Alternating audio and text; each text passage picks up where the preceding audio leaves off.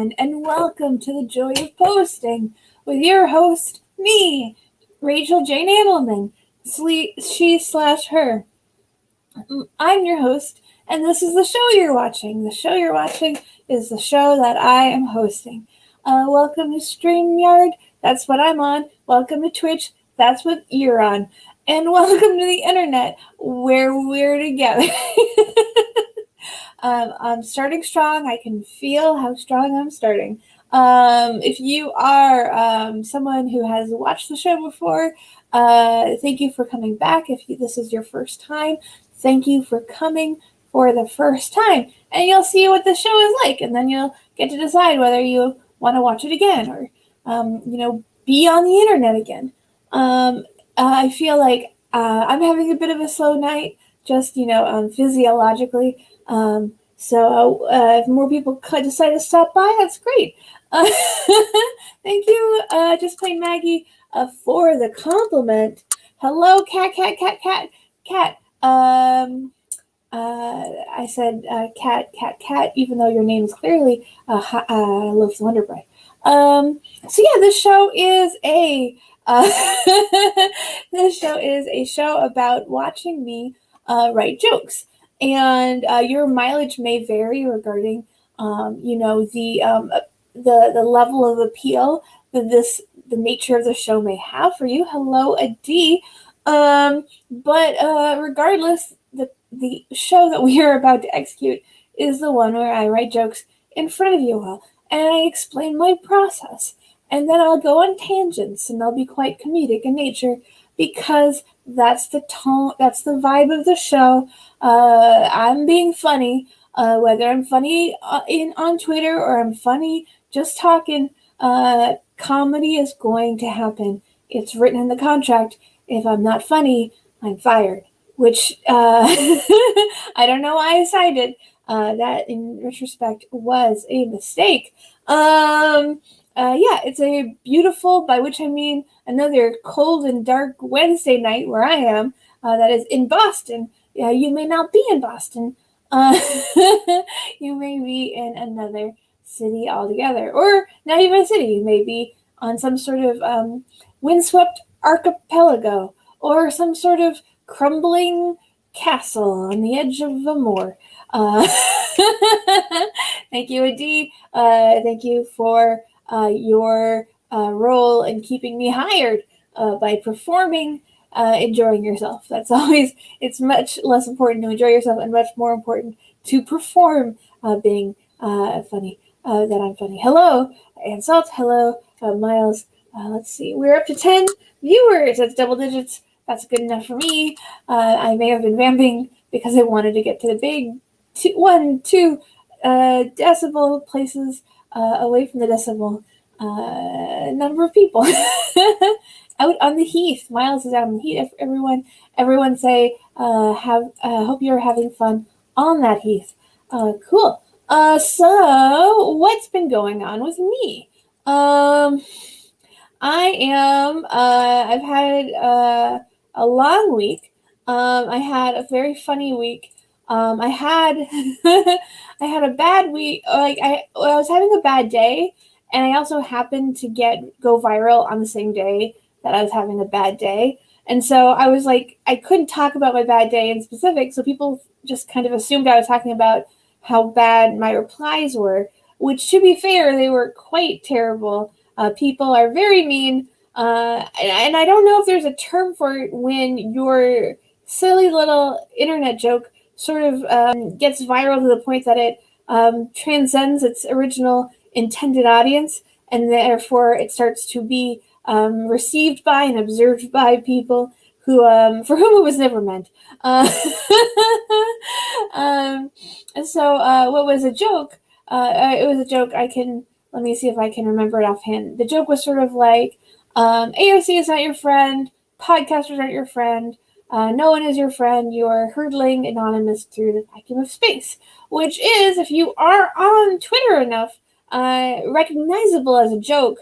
It is specifically teasing those kind of chiding sort of tweets you see where people are sort of making sure you're not getting yourself involved in parasocial relationships.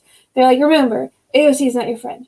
And then a woman was like, AOC is not your friend, but neither are those podcasters. And I woke up at like 9 in the morning. I'm like, oh, there's a one part to that joke. There's a two part to that joke. Obviously, this is already building itself into a joke structure. AOC is not your friend. The podcasters aren't your friend, and no one is your friend, and that's the joke. It builds itself very organically as a joke structure. So I'm like, I'm just gonna put like a little cherry on top of that. It's a dark joke for sure, but it's clearly recognizable as a joke if you spend any time on certain regions of the Twitterverse.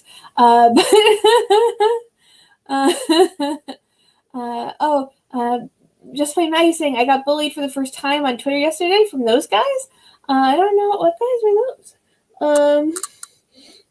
It was a good joke. Thank you, Adi. It just transcended its original audience, and then people are like, "Who's this awful bitch? Doesn't she know how alone and sad we all are? Why is she talking like this? Some misery chick, some dumb bitch." But that wasn't actually why I was having a bad day. But it was easy to assume or interpret my sort of vagaries. Vagary doesn't mean vaguenesses, which I've always resented. Cyberbully buddies. We're going to write some jokes today. Hopefully everyone can see my screen. Cyberbully buddies, but not friends, and Salt knows where that bread is buttered. And to be fair, I think of you all as enemies. None of you are my friends. You're all my enemies. So I think I am being a principled. I think I'm keeping my principles in order. Depressed people ganging up on a depressed person for writing a joke about depression. Depressing. Yeah, it's like weird. I feel like it's a very Twitter style joke to be like, my strawberries went bad. Guess I gotta go kill myself. And that's like a very Twitter joke. Like there's a depressive, there's a whole like category of jokes which are all like basically extensions of depression on Twitter. In a way that I don't necessarily know if that genre has cultivated itself as elegantly and effortlessly as on other platforms. But on Twitter, it's absolutely flourished. And as a result, as sort of a reaction to that category, there's a lot of people who are like, shut the fuck up about your depression. I'm more depressed than you are. Your depression is making me depressed. How dare you? How dare you say your dad's making you upset? I don't even have a dad. My dad's just a pile of worms. Look at this bitch who has a dad. And it's just sort of like it sort of heightens and gets kind of in this like hysterical adolescent mode, which makes sense because half of these people are probably 14, whatever. They never had dead baby jokes, so now they do this.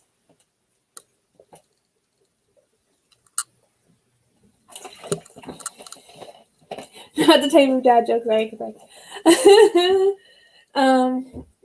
Yeah, so it's like very weird. When I was growing up when I was in high school, like social media was like not how it is now. I don't even remember. I feel like I went on Facebook when I was in college, and that's kind of when I was in college when social media, as we now kind of understand it, kind of blew up.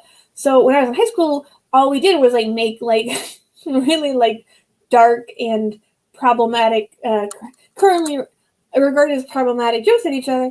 It's not like it is now, where you go online and you're a teenager and you're mad and you're quote tweeting people and you're like, this bitch, this jerk, toxic. Everything's toxic. Just plain Maggie says, I never thought I would have the boomer mentality of, damn, these kids are really sensitive these days. They're just reactive and they just like don't have context, and they but without the context, they don't even know like how out of their depth they are sometimes regarding things. And also like things like their material conditions keep getting worse. So they do have a point that like we are, even though we're all suffering now, like before the plague happened, we probably did have a leg up on the kids these days, because the kids have lived through like a dozen recessions and everyone's fucked. But everyone who's younger than us is probably more fucked, if I'm understanding the material conditions as they are. So like point them. uh, in those particular Olympics. Also, I'm sure growing up in the digital social media age has like completely fucked with everyone's psychology in ways we really don't have a firm grasp on yet. We're in kind of the nascent stage of kind of reflecting on and acknowledging exactly how fucked we are from social media. Anyway, that's not what this show is about. We're here to write some jokes. I write jokes for the internet because it's easy, because everyone can see them, because the Twitter format means that brevity is my friend, and I don't have to write like a 2,000 word Medium article about why being an Aries is is problematic or something. Um, Astrology is funny because it's so silly. See, this is everything I write on the show. For context, everything I write on the show is posted. All the tweets I finish are um, posted on the 2MB Studios Twitter page. So you can watch me write them in real time. You can like or retweet them in real time. If you write a joke during the show, if you're like inspired by part of the discourse of the show and write your own joke, and that's super rad, and you write your own joke and you tag us, we'll retweet you. So it's just like a big kind of like writing sesh where I'm sort of the point of focus, but I don't have to be the only one writing if you guys are jousted awake to some new comedic possibility. Was there a Mayo ad on your Twitter feed? God, was there?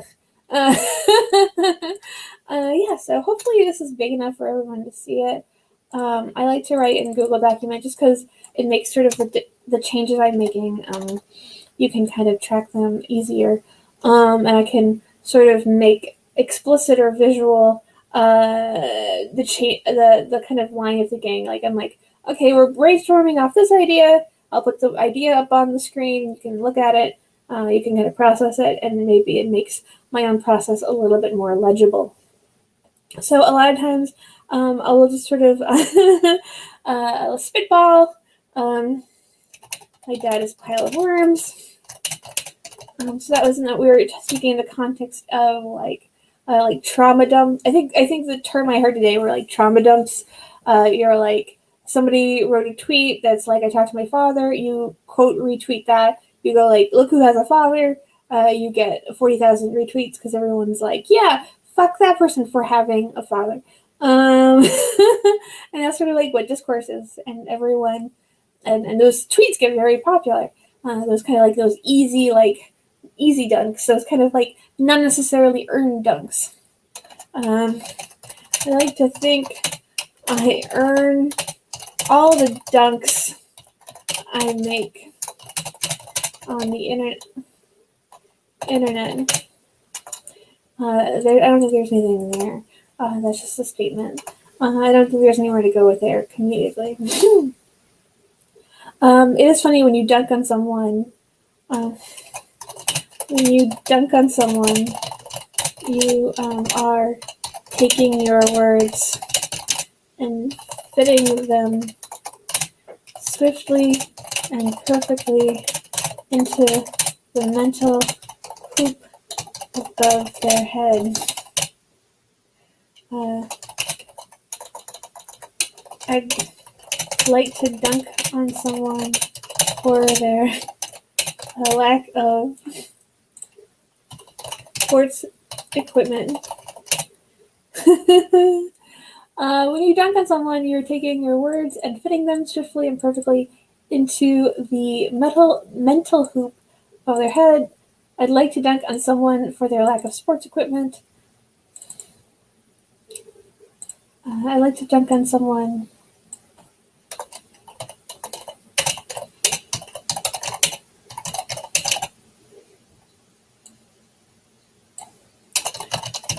Someone I'd like to dunk on.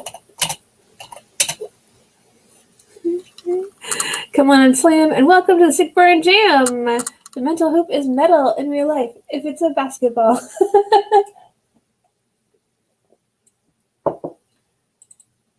Dunk on their are always playing basketball, so it's hard to find a moment in there.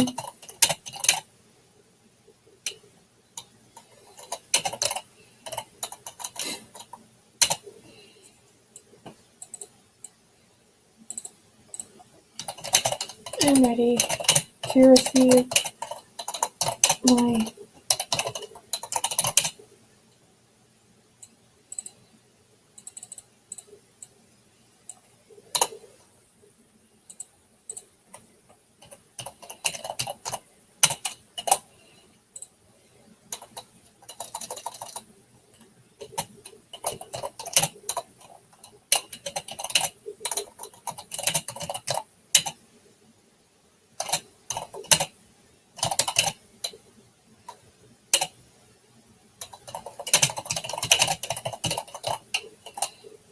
So this is our first joke of the night. It's not perfect. It might not even be, by everyone's standards, good. But part of posting is you just post. I'm never going to spend too much time on this show on any one joke. I like to keep it moving. And the idea is that I'll write 5 or 6 or 7 jokes, and maybe 1 or 2 or 3 jokes will be fine, or good, or popularly received. And there's lots of nuances and the difference between all those reception types of reception. Whether it's good, like what does good mean? It gets hazy. For me, part of being good is just being weird, which is not the same always as being popularly received. I should know. When you dunk on someone, you're taking your words and fitting them swiftly into the mental hoop above their head. For someone I'd like to dunk on, but they are always playing basketball. So it's hard to find a moment when they're vulnerable, still, and under a hoop.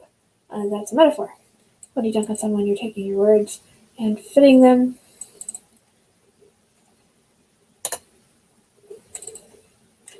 and dropping them into the mental hoop above their head. There's someone I'd like to dunk on, but they're always playing basketball. So it's hard to find a moment when they're vulnerable, still, and under a hoop. That's a metaphor. So that's done. AJ Eckler says, Rachel, what's a joke you're especially proud of? Well, that's a great question, Alex. I'm trying to think. I think it's actually really good. You know what actually my favorite joke is? It's not the one that's done nearly the best. But let me see. I don't want to mess it up. Where's it? Fly. This one I think about all the time, by which I mean I think about it when people ask me this question. It says, I like Cronenberg's The Fly because it's a feature and a bug. Just because I feel like this is like a level of, and I'll just retweet it for you guys now. And this is just one of those jokes where I'm like, I am never this clever. I'm never this invested in the wordplay, and I never feel like that I've hit on a unique bit of wordplay that I haven't seen before by anybody else. This feels very much like a Groucho Marx joke, like the what is it like? Time flies like an arrow, fruit flies like a banana. Just this very unique and unusual amount of wordplay that all sort of syncs up very nicely.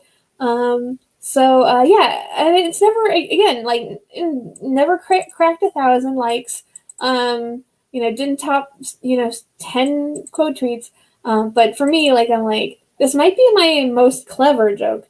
And obviously, it's funny how the extent to which it didn't thrive on Twitter, because I think when I'm thinking about it, I'm like, this is in terms of pure wordplay my best joke.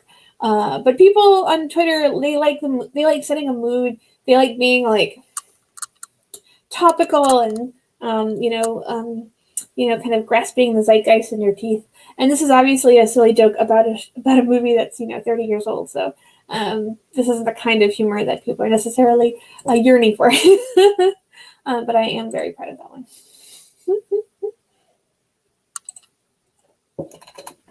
And I also have a lot of jokes. I have a lot of jokes where I'm like, yeah, people did connect with that. Like it was good and people liked it, and that just like has a very satisfying feeling.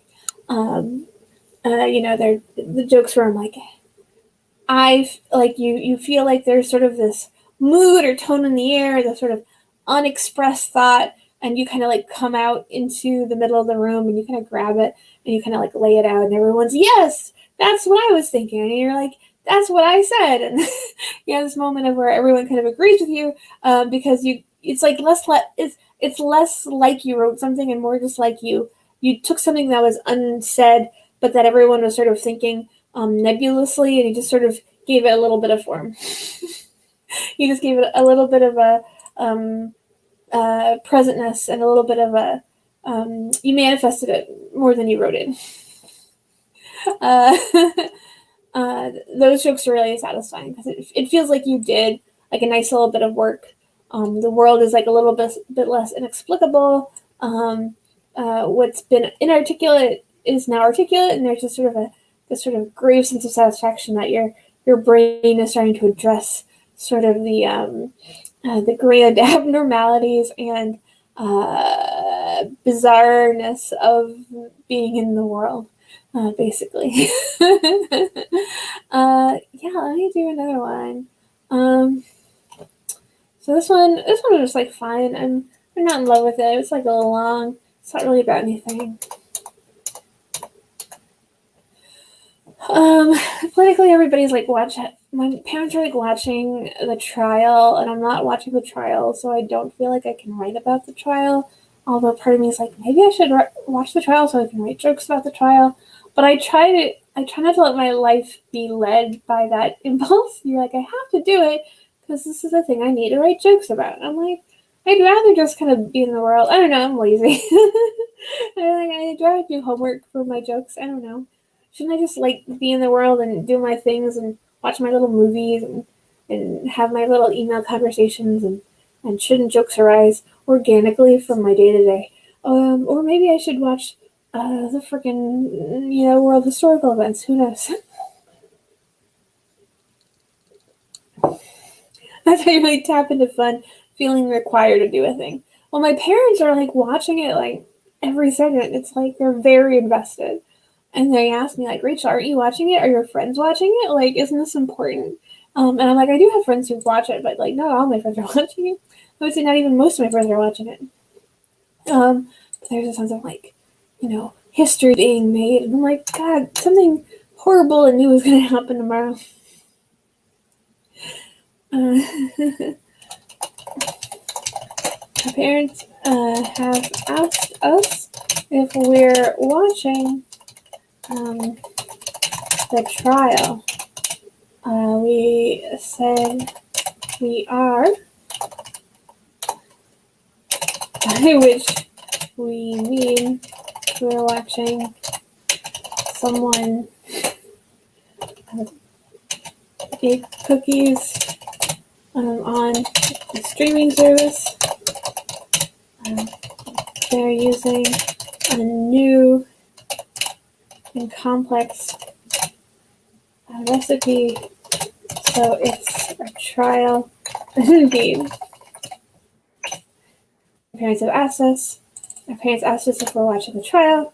We said we are, by which we mean we're watching someone bake cookies on a streaming service. They're using a new and complex recipe, so it's a trial indeed. To me, I don't know if this is the best joke, but it is the one that kind of captures a little bit of my mood. I do like the word complex. I like that there is. I like that there's a simpler word for complicated. It feels like someone's like, isn't the word complicated? Shouldn't we like make that simpler? And then there was another guy who was like, how dare you? And then they like fist fought. But the simple guy won. I also just like love. I love the sound of plex. I love the plosive and the L's in there and the X. It's just like a very like it starts off real plain with the It starts with calm. What a weirdo. Alex says, I like the use of the plural first person in that one. We've always lived in the castle vibes. Plexiglass. Yeah, sometimes I write in the plural first person when I'm writing for the Too Much Bread Studios account, just because I feel like even though and then the other producers don't really use it at all, I still feel like we're kind of talking for the collective 2MB identity or brand identity. So I try to use we, even though it's spoiler alert, it's just me. If it gets to me, I'm sure something will happen, but for now, it's just me. Yeah. Suplex. I do like the pla. I don't want to be like one of those like word people who just like the sounds. Isn't cellar door beautiful?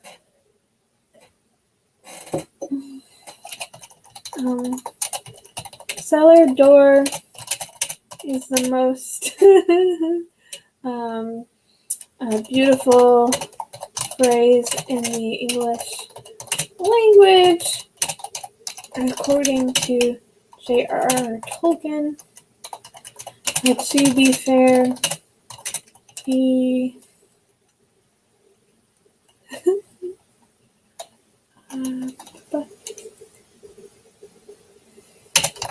if you look it up, it's probably because he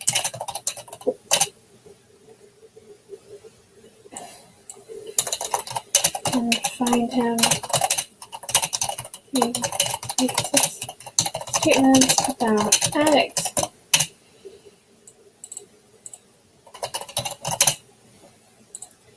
That would explain the preference.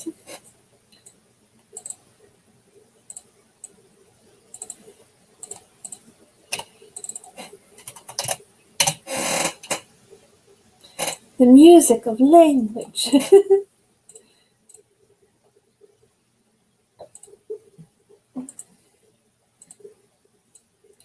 It is fun, like, I've been listening to a lot of K-pop, and it's fun to hear, like the English verses, but, like, English verses, intermingled with, like, the Korean, singing, and then, like, the way, like, the particular rhymes that, like, Lisa from Blackpink uses, and it's kind of, like, really fun. I just, like, you're like, oh, I guess Bonnie and Clyde is, like, it's a universal couple. I just thought they were two like Americans. I didn't. There's like stuff that I thought was just like provincial that is actually like a global reference. And just also just like the sounds of it are like kind of cool. The cellar door is the most beautiful phrase in the English language, according to J.R. Tolkien.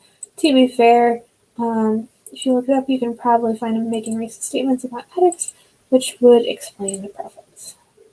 That's a joke.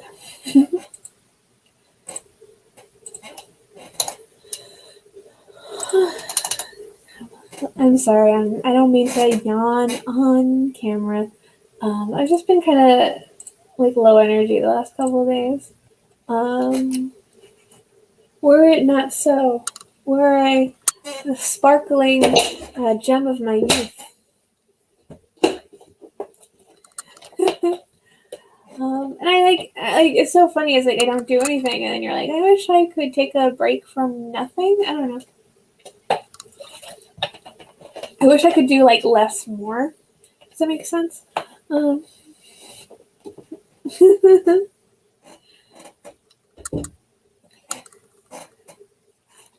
is Colin's a weird guy.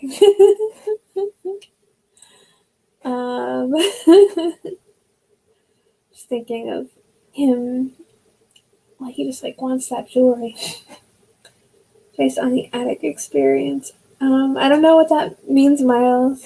You'll have to explain it to the class.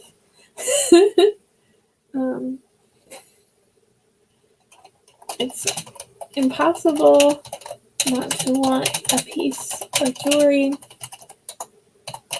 without feeling like Golem. Oh. See, this is like one of those things where like you assume everyone knows what you mean. Like Miles, I like had been assuming you were making like some sort of veiled Jewish / Anne Frank reference, so I was super off. It's impossible not to want a piece of jewelry without feeling like Gollum. That's why I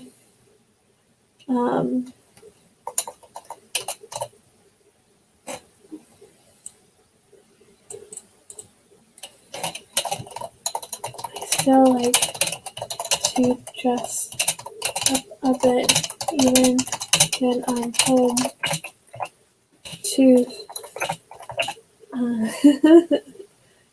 to to safely express myself.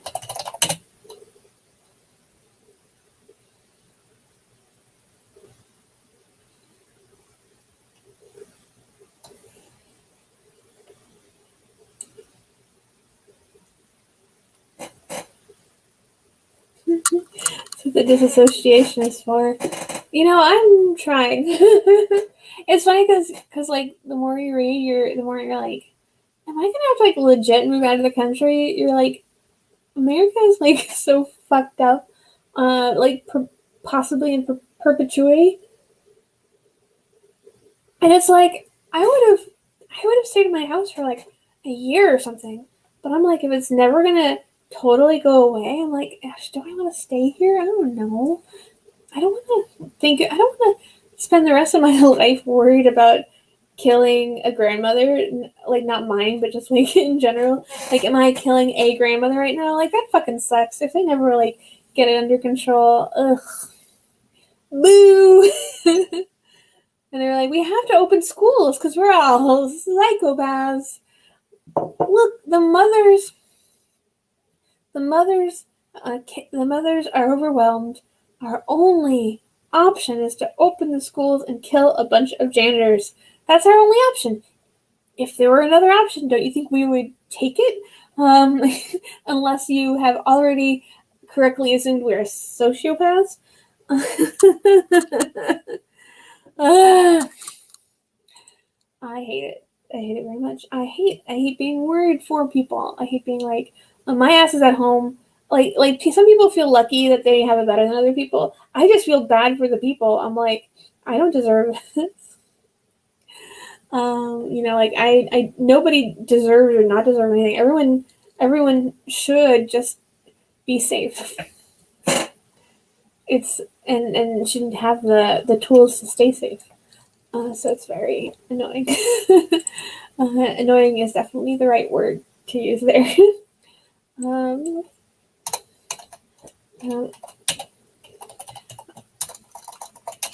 When I was a child, I always wanted to have grand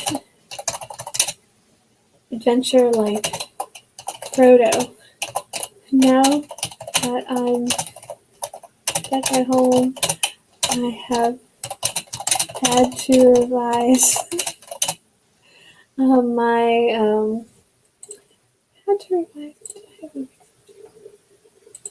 had to revise my goal.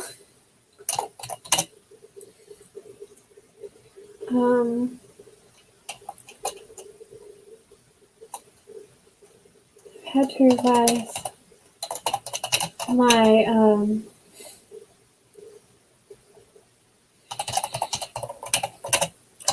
certain ways now to make it like Frodo. Hey, Tina.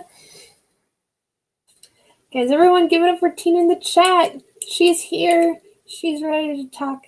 She's ready to have a good time. I'm ready to try my best to give her a good time. We're all having a good time. I say convincingly. When I was a child, I always wanted to have a grand adventure like Frodo. Now that I'm sick at home, I've had to revise my plans. Here's my exact plans. Now to be like Frodo, I spend my evenings throwing Fruit Loops into the toilet.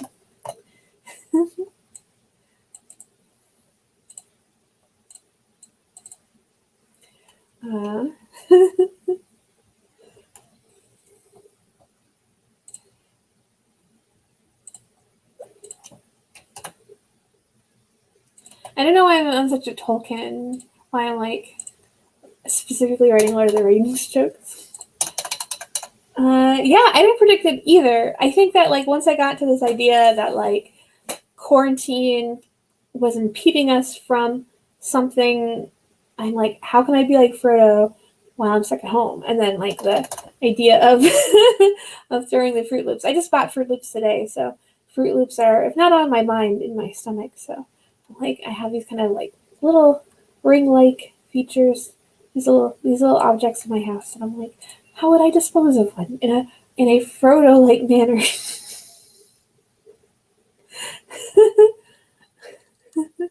Mac and cheese is quite good. Also, Venture is ad-free. Georgia on my mind. Let's do another few ones. Yeah, that kind of just. I'm trying to think of anything. One thing that I always do, or I've started to do on this show, if I ever kind of hit a lull in my inspiration, is I started to do some Google image searchings, because those are always fun. Alex gave me the great tip to put weird. I'd been putting like silly tree and like looking at the trees and saying if there's one I could make fun of, because ultimately joking and comedy is about cruelty, even if you're being cruel to a picture of a silly tree. But weird does actually get you much better results. So let's try to do a weird castle and see if there's any castles I can mock.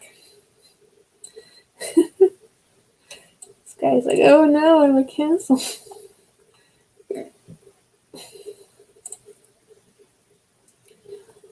This is this is like if hippies were. Oh boy, this is fun. Safe search on. Oh, insult. Safe search is never on. I am only looking for the most explicit pictures of silly castles. That's pretty funny. One of Toronto's weirdest homes.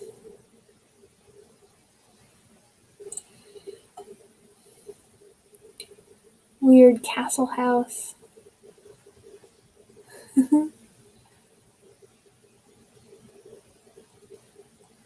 You're like, I just want like a.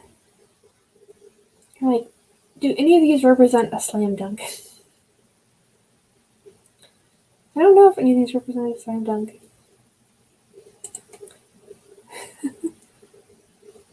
This is why you need safe search. I know, safe search is like, no, do not allow scary clowns to appear in the Google image search. That's unfair. So you're about a weird island. What is that?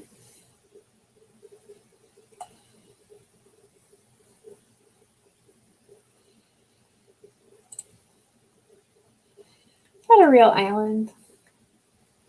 Baobab. Well, I guess everyone else knew what it was but me.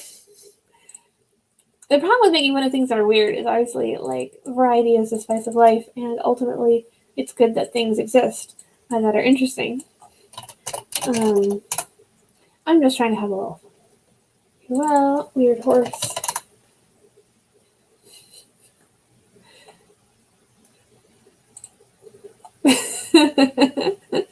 that one's fun. That looks like a tree in the animation about the really fat round animals. Does anyone remember that video? I don't know.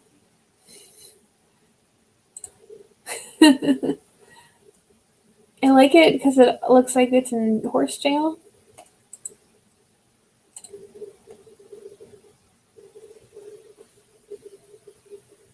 Ooh, fake meat. Horses are funny. Like, they're notoriously hard to draw.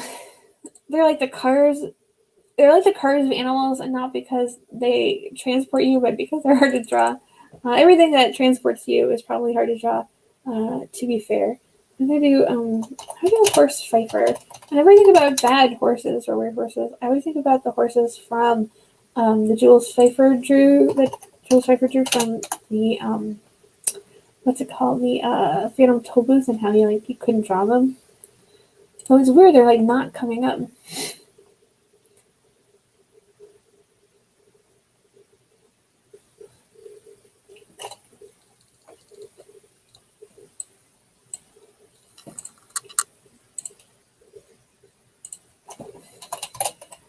Bicycles, cars, horses. If you can ride one, you can draw it. By the conversely,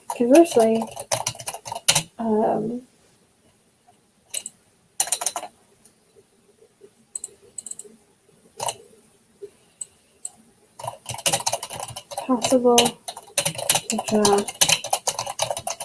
Conversely, we have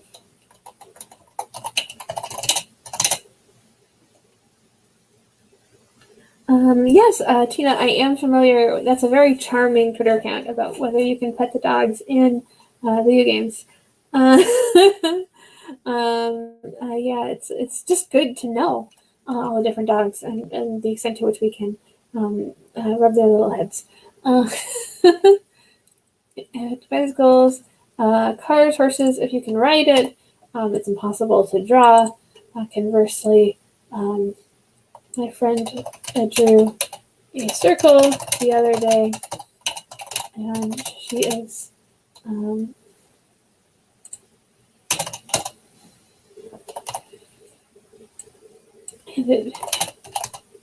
she drew a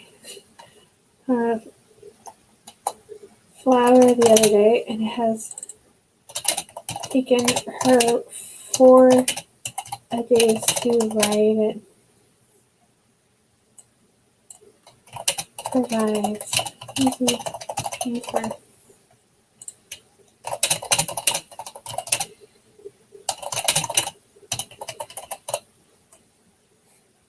Dogs petting dogs.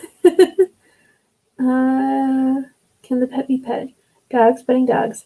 My favorite moment, of course, in all cinema, by far, is obviously the moment when the dog rides the dog in the movie Labyrinth. There's like one dog that's like a very human-like dog, like a anthropomorphic dog riding a realistic dog, and it's very, very good.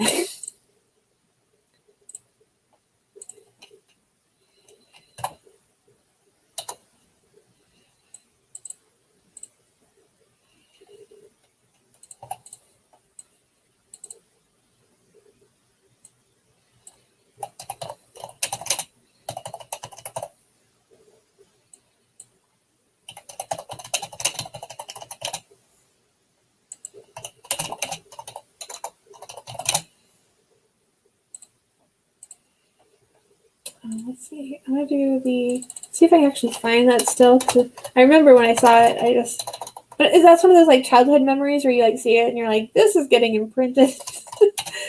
Dog and dog. Dog writing dog is a prompt. Yes.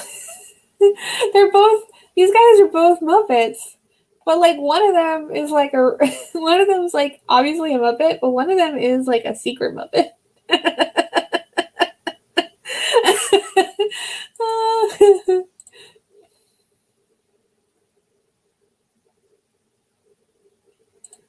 Love it. It's very weird. Like if they were in different frames, it would be fine. But the fact that he rides it is very silly.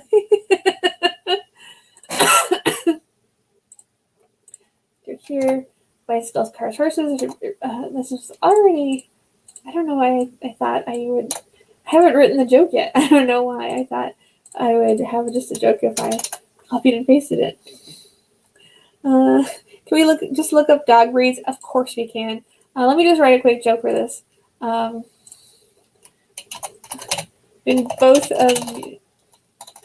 When your friends are being idiots, but one of them is having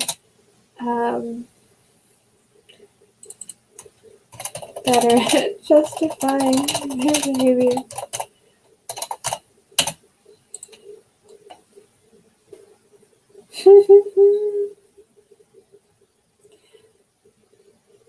Sardinimus. God, this is not going to.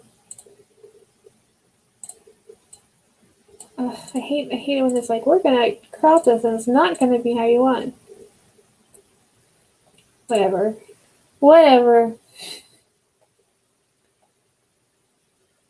Yeah, so you guys want to look at dogs? You guys really want to look at dogs? That's cool. We can look at dogs together. I may or may not have any jokes for them, but we can look up. We'll look at weird dog breeds. We'll forge that compromise. We've got the mop dog. Everyone knows about the mop dog. But Pfeiffer says you're not a dog. That is true. You got the Foldy dog. That dog is very vain. That dog is very confident. It knows what's going on, and it knows that what's going on is that it has it going on. Ewok dog. What is the stripy dog? The stripy dog? I don't know. It's some sort of weird dog breed. It's a YouTube. I don't want to watch a video on this stream. We got the mop dog. Everyone loves the mop dog. Oh boy. I think these are like weird YouTube, like, watch our video and find out that this is just like this weird screenshot we put in. A lot of these are fake. I'm going to decide a lot of these dogs are not real. I'm not gullible. I'm not going to believe your dog that's clearly Photoshopped is a dog. Ralph. Ralph is a very good piano player. I'm not like a huge Muppets person, but I do very much enjoy Ralph. Ralph's just a good friend. He's just hanging out. He's not, he doesn't have the ego.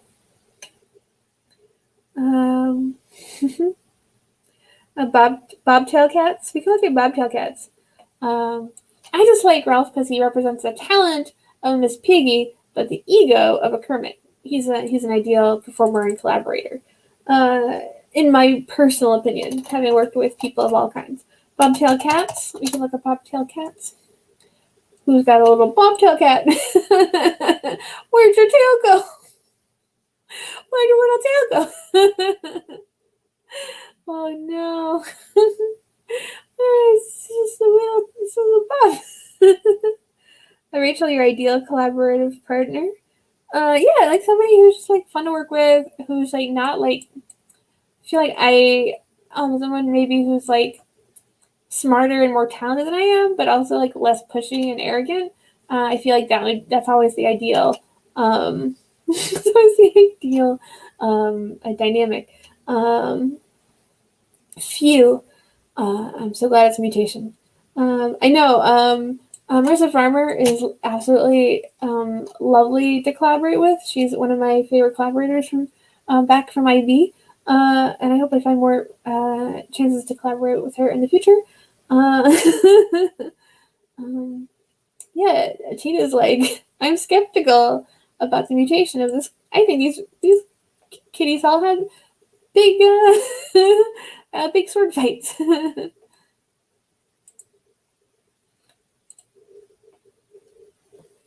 I think I can spin a little bit of a jest. I think I can spin a little bit of a joke here.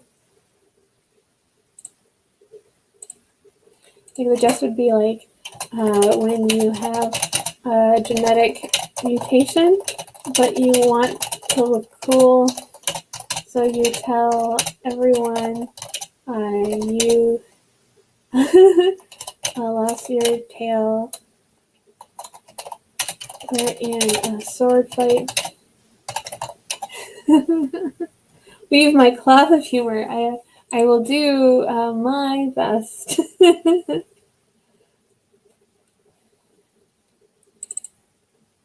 I'll be honest, I'm all about the foxes right now. Dogs and cats are pretty cute, but foxes really do have it going on. You have a genetic mutation, but you want to look cool, so you tell everyone you are in a sword fight. And then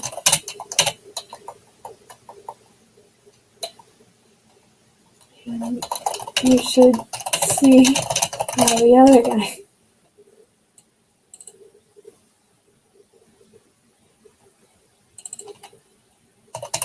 You should see the other. Foxes are weird. They look all cool, and they do something really off the wall. Foxes are good. Foxes are very silly. I know I watch I watch a lot of videos of Finnegan Fox. He's from Save a Fox, and they always have to like remind the people watching the videos like this fox is bonded with Michaela. This fox barely lets anybody else touch them. It's only with Michaela that he gets on his back and starts chuckling, nonstop, and it's just like the cutest little thing you'll ever see. Look at this little guy. He's so cute. Foxes are puppy kitties. I just like them because they're like intelligent and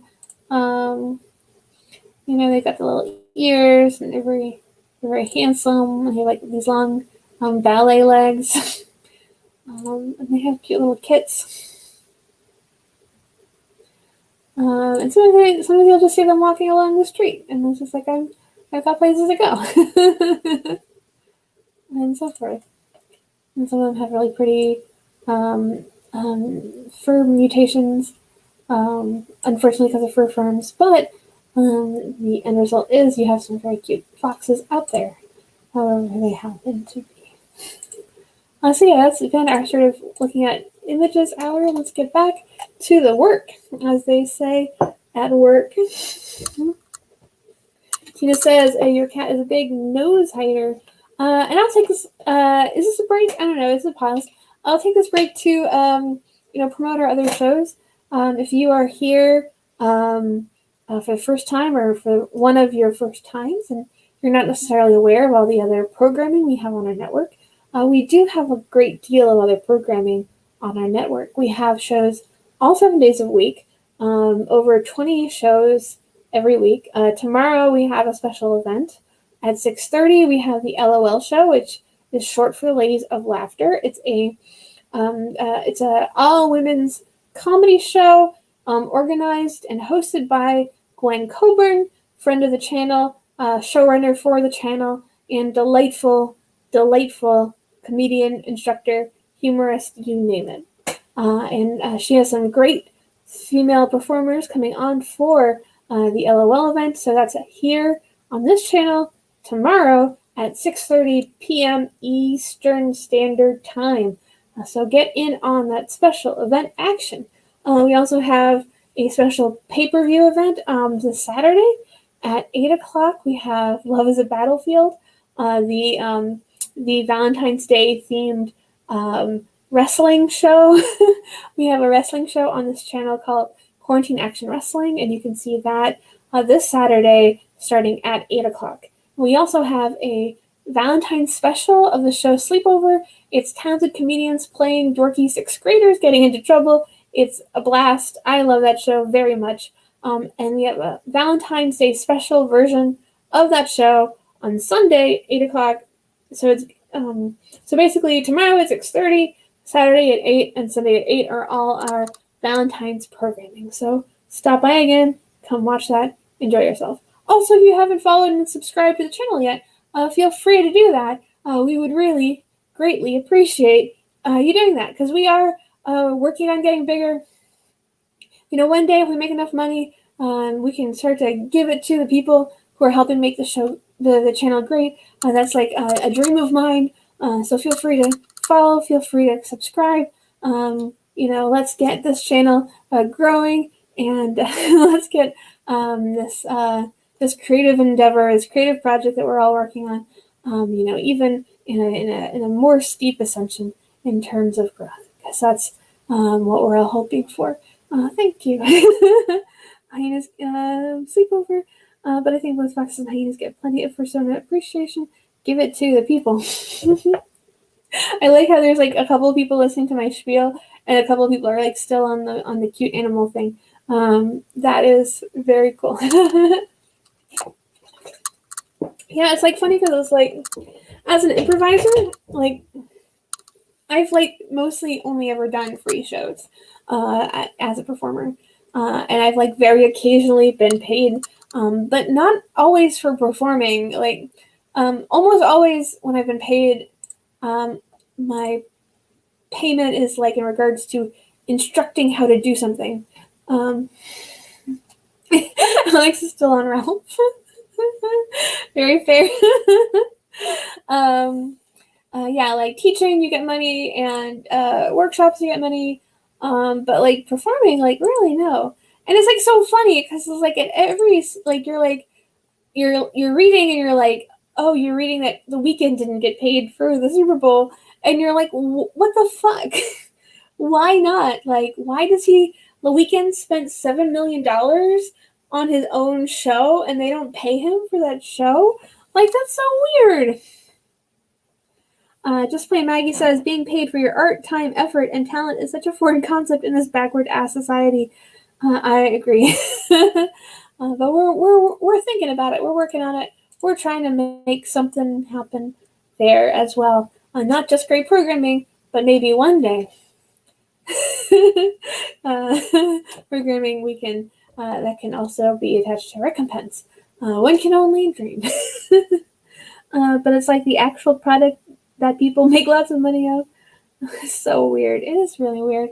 Cool. Let's do a couple more jokes. I don't know how many jokes I've written today. I feel like not enough. I don't know. Maybe I'll go back and I'll be like, oh, I actually wrote 10 jokes already. Don't need to panic. I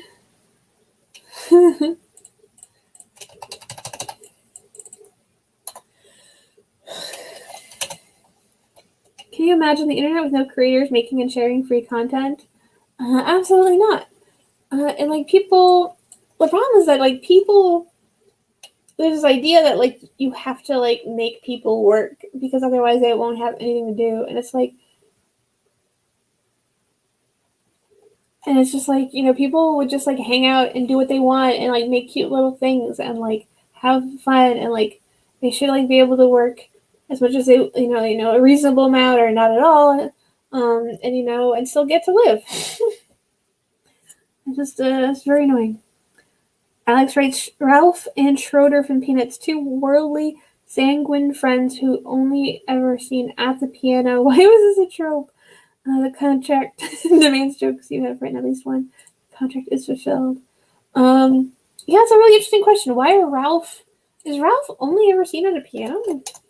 We're going to go back to the tape, everyone. We have to return to the subject of Ralph. A lot of these are, he's not always, he's often at a piano. Here he's driving a car. I guess he's often, seen at the piano. Here he's seen at the baby piano. I guess he's seen at the piano a lot, unless he's like sort of in performing as a different character. He started on the Jimmy Dean Show in the early 60s. I like this one because it's like they're like, we gotta bring out the piano, but they still have the candelabra, which I like a lot.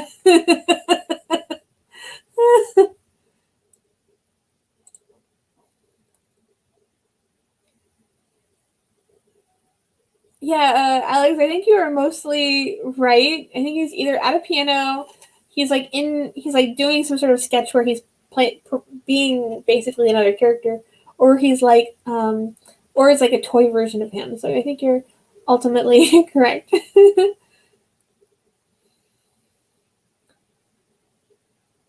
Snow won't extinguish it. Snow isn't real water. Here we see, gosh, she looks like she's on a bender. I like that there's a Shutterstock version of him.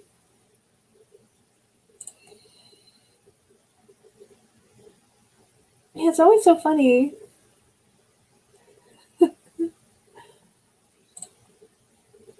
Here is the John Denver.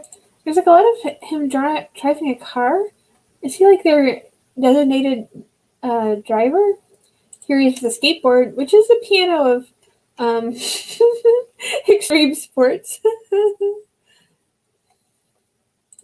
It's also like you get to a certain point in the Google image search and you're like, I don't know what's a fan-made picture of him. I don't know what's a Photoshop. You kind of get a little bit out of sorts. I don't know what is that? It's a Ralph the dog scarf neck gaiter. It's so scary. Here it is. Yeah, Ralph is just like is a piano man.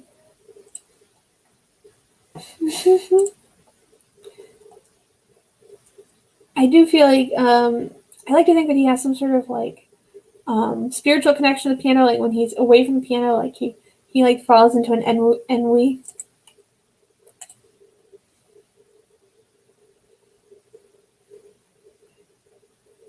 He's like actually like I was experiencing suicidal ideations until I found my piano, and then it really transformed my life. I don't know why I clicked out of Twitter. I don't know why I did that. Across the jugular, like not on their face, on the neck gaiter. His mouth is like Shane Smith's neck tattoo. Yikes.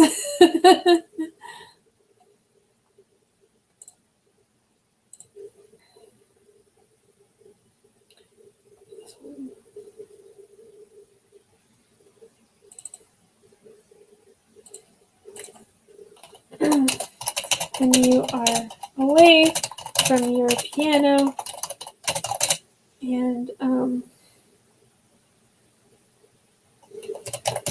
overwhelmed by the ennui, which that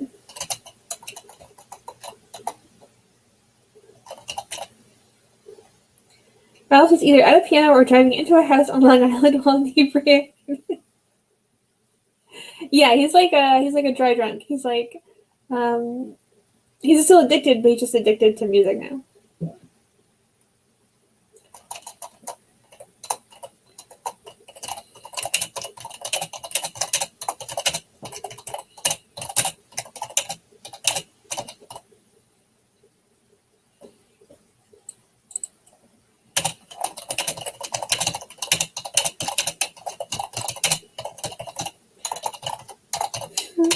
I like it when the that feeling when is like super specific.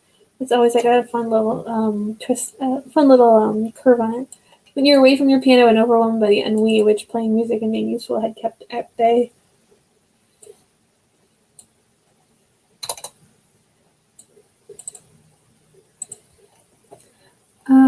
Alex says, no, Ralph is taking it one day at a time. He's letting go and letting God. Oh boy, Kid Hitler is trending. Who knows why? Gina Carano, Gina Carano's like, what if I'm like the biggest bitch on earth and like, let's just see what happens. I don't watch The Mandalorian, so I can't have an opinion. I'm just like, when you read like a tweet, you're just like, oh, this fucking bitch. You're like, oh, fucking sucks. And like, I did watch Haywire, which I thought was good. It was like confusing. We were like watching it on like our like silly action movie night, and then it was like a little bit too sober and complicated for it to be watched under those circumstances. And then you read afterward that they had to like dub her voice because her delivery was too wooden, and you're like, Jesus. You're like, how can you be a working actress if they literally have to dub your voice? Like, it seems like you're not doing your job. Like, I feel like if you're an actor, you're like two things. Where like you gotta look the part, and you gotta sound like it when you talk. Otherwise, you're just doing half the work.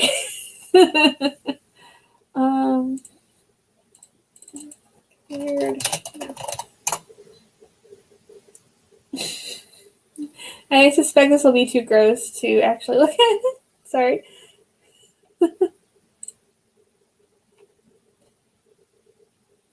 Sorry, I don't know why I thought that would be an okay thing to look up. I do like body horror and body, like joking about the body and how weird and ultimately alienating it is to be embodied. But obviously, if you Google weird mouth, you're gonna get some funky results. Like when it's like very like crevassy. Uh, um, do you think if you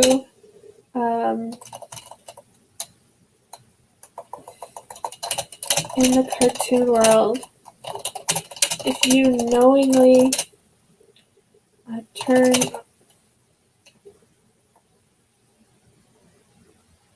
yeah, I remember like a long time reading ago that basically there were kind of two forms of thought, like I think in the 40s or 50s, like, and one was like bodies are like a swamp, and then the other like line of thought was like bodies are like a virus that's like very mathematical and exact and like basically like a math problem, and everyone was like, yeah, bodies make sense, and we're all like perfect geometry, and it's like, no, we're a swamp. We're mostly not even ourselves. The poop transplants. I feel like Crohn's disease is like so sad and like awful sounding that I almost feel like when people make fun of like the poop surgeries, that I almost feel like it's in bad taste. I don't know. What is a CMO? I don't know what that is. Do you think in the cartoon world, if you knowingly um, turn on, if you turn on a fan with the intention of blowing the scent of a delicious pie away, if you turn a fan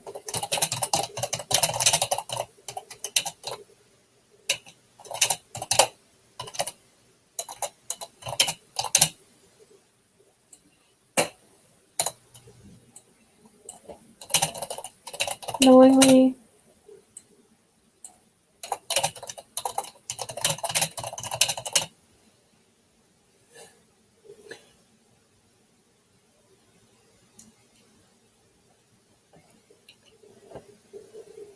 do you think in the cartoon world, if you turn on a fan that changes the course of the scent of a delicious pie, with the intent to um, harm someone held aloft by it, that you can be charged with a misdemeanor? Do you think in the cartoon world, if you turn on a fan, changing the course of the scent of delicious pie with the intent to harm someone held aloft by it?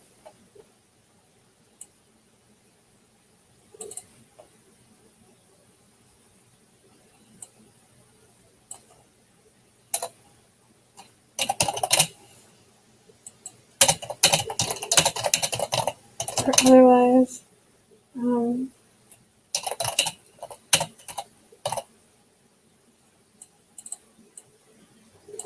I don't know if this is like too complicated to make sense, but I like the intent of the joke, if not the exact wording. But I also don't want to spend a lot of time rewriting it. Going back to the wouldn't it be nice if we didn't think it was moral failing to not be working?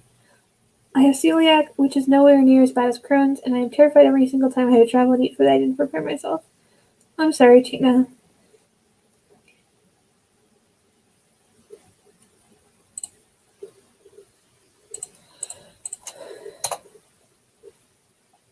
Someone was like, Americans sue because our healthcare bills are so big, and all these GoFundmes are all for like health bills. I'm just like, if we just gave people money, everything would be so much better. It's very frustrating.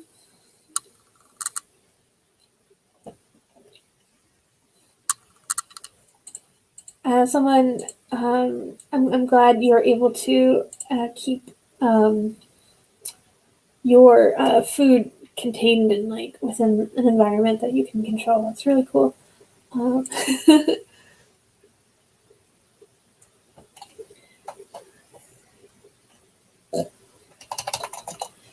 cooking, thinking about cooking.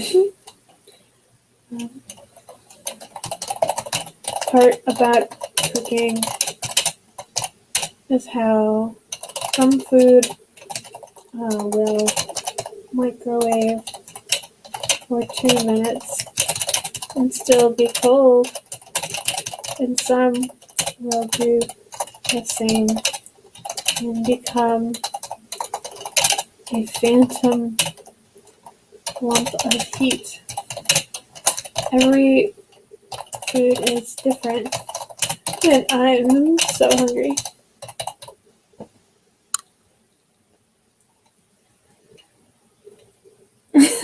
Burnt cheese is pretty good. It's just saying cheese is good. I feel like it's less that like burnt cheese is particularly good, just that it's really hard to suck up your cheese once it's reached its cheese stage.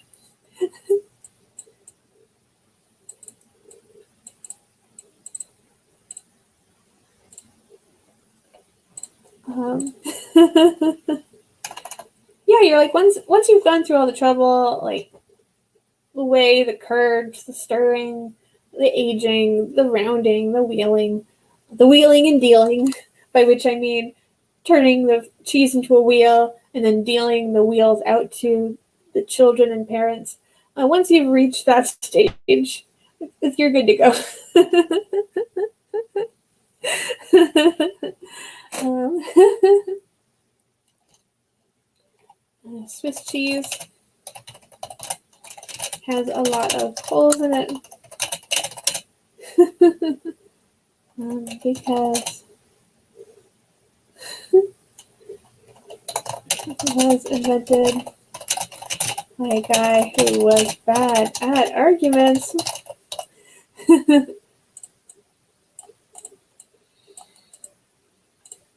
So like that's just like a little quick one. Boom. I always like it when I can just like jot something off. That's always like a very satisfying feeling. I don't have to like labor at it. And I think I've said before on the stream that like the jokes that just kind of like fly off are much less likely to be written during this particular show because it's hard to get in the headspace generally when I'm talking all the time and interacting with everybody to be in that sort of place where my brain's like ready to receive a joke that's kind of fully formed. The jokes that I write on the show tend to be more like intentionally and self-consciously like built up as opposed to like arrived at. Yeah, people seem to be enjoying the food jokes. I can do a couple more. What's it called when it's like rice but it's a dessert? Rice pudding. The joke stream. I always had food fights. Something I think about food fights from movies and how like that food fights seem like a total invention. Like I've never seen a food fight. I don't know if food fights ever happen. Is that like the jet stream? You better speed someone away. No one like, and I feel like every time you watch like a show or television show for kids, there was a food fight, and you're like, where did this idea even come from? And it's not even like a thing where you're like, oh, this is like, a product of an earlier age, or people used to do this and they don't do it anymore, and it's sort of archaic. It's just like literally, I don't think this ever happened. Like, who came up with this idea? Food fights look like they'd be a much more common occurrence, and it's like I get that, like, like people always talk about how they thought that when they grew up there'd be more, quicksand. But a quicksand, at least, like the trope makes sense in context. You're like, they're from like adventure comics or pulp novels from the first half of the 20th century, and you're like, oh, okay, what's something that could happen to you when you're out, in the jungle? And they're like, that makes sense. But it's like a food fight. It's just like, they're just like, what could happen? Like, how could people like, what's a big way to climactically to move this like banal cafeteria scene to some sort of a voracious and sensual climax. All right, they should fight with the food. Food fights were the compromise. Food fights are an invention of 90s shows and films. They were the compromise from showing the creator's original vision, which was a big climactic food fight. And we're going to elide the fact that food fights are generally performed with children for now. We're going to avoid that for the sake of the joke. I like the term food fight, and we don't have to talk about the ages of the people engaging. We can let them be sort of unsaid. And for the purpose of the joke, sometimes we do have to make intellectual concessions.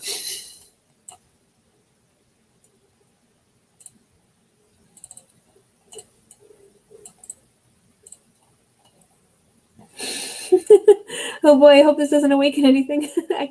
I say that all the time about lots of things.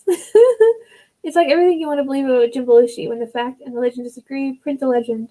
Did that happen in Sausage Party? I didn't watch it because it's not cool to pay animators properly. The bad turf mentioned earlier is officially out of Star Wars. Oh, that, woo! It always feels weird to, like, be celebratory about somebody getting fired, but I'm also like, woo? I mean, I'm like, sure, she'll be fine. She'll just be like a Fox correspondent or whatever. Those people never go hungry. Like, the grift is large and deep, and fueled by evil billionaires like the Mercers, as the feed gets cut. But thank you, Pufai, for keeping us abreast of that information. I'm sure it's like here.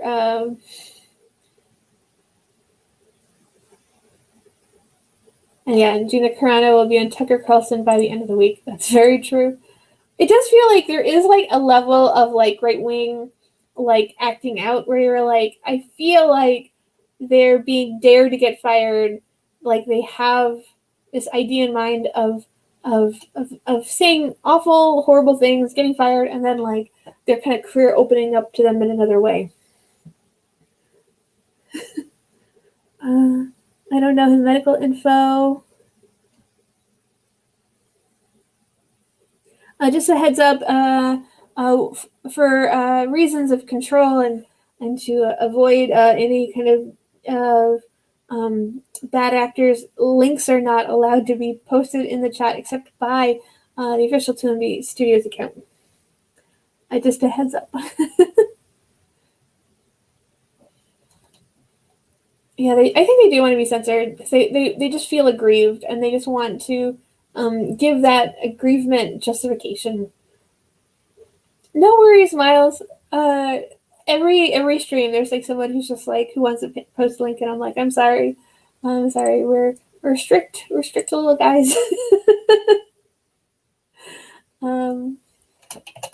Thinking of posting something really offensive, so I'll get fired from Star Wars, meaning retroactively causing me to have been at one point part of Star Wars. That, my friends, is Jedi logic winky. You can't play Quiplash on the work streams because of Twitch trolls. God, people, yeah, trolls are the worst. We get trolls in here sometimes. Like, we've had people, like, commenting inappropriate comments about people on the stream already, and we're still, like, we're getting up there, but we're still, like, I think on the smaller side, so it just sucks.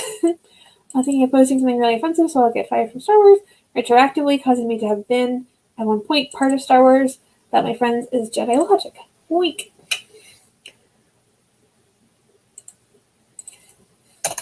I might write like one more joke for the road.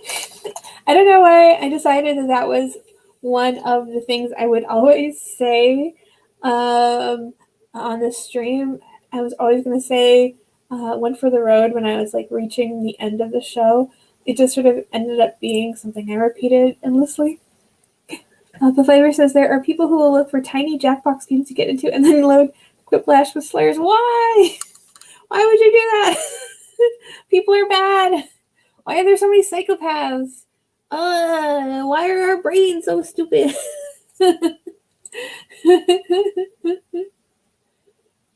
This guy, Burduck, he always posts comments that are like in this structure, like who is blank, blank, blank, blank, blank, blank, blank, and I don't know what his deal is, but he always posts this, and I'm at a loss. There's like people online. I'm just like, why do you?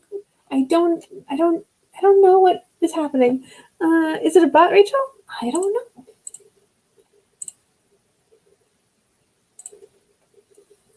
I am the slightly intelligent rubber duck that helps you think out loud. Follow me and I'll respond to your tweets. Oh, maybe it is a bot. Tina, you're right. You're right. I don't know why I'm following it. I don't know why I'm following a bot. I'm real dumb. You know, it's like when I said at the top, I'm real gullible.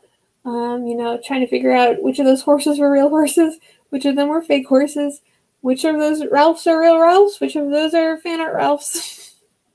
You don't always know. Hashtag real horses. Let's do one more. Website to prove you are human. Click all the boxes that contain who deserves love. These, they are all me. Pictures of myself. Fudge. Button. To prove you're human, click all the boxes that contain a person who deserves love. You see that they're all pictures of myself. Fuck. Fuck. I don't know if that's a little pandering. Almost too much adhering too wantonly to the style of that like depressive Twitter humor. But it's the last joke I could think of for tonight. And that is the last joke we'll write for this show. Guys, I've been Rachel Andelman, and you've all been delightful. This has been my stream. This has been Joy of Posting. I do a 90 minutes-ish show every Wednesday, starting at 9 p.m. Eastern time and ending around right now, 10:30 p.m. Eastern time. You can catch me next week. And also, you can catch all of our wonderful shows the rest of the week. Again, we have special events tomorrow at 6:30, Saturday at 8, and Sunday at 8. If you enjoy what you're watching, there are a few different ways of supporting the channel. You can follow and subscribe. If you have Amazon, you can subscribe for free. You can also subscribe if you don't have Amazon for a few bucks. You can purchase merch. We have merch on our merch store, which you can find by going to the About section of our Twitch page. And you can buy some merch, and that's also a way to support the channel. And you can also take a course at 3weeks.courses. They are our partner.